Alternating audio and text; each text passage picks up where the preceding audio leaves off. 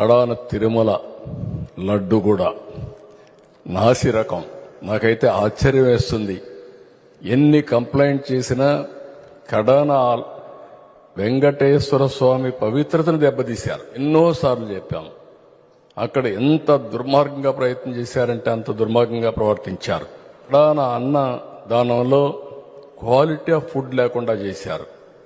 దేవుని దగ్గర పెట్టే ప్రసాదం అపవిత్రం చేసే విధంగా ఓసారి బాధేస్తుంది.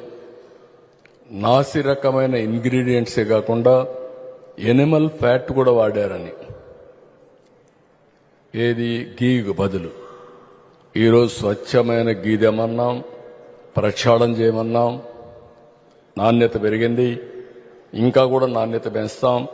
అల్టిమేట్గా వెంకటేశ్వర స్వామి మన రాష్ట్రంలో ఉండడం మనందరి అదృష్టం.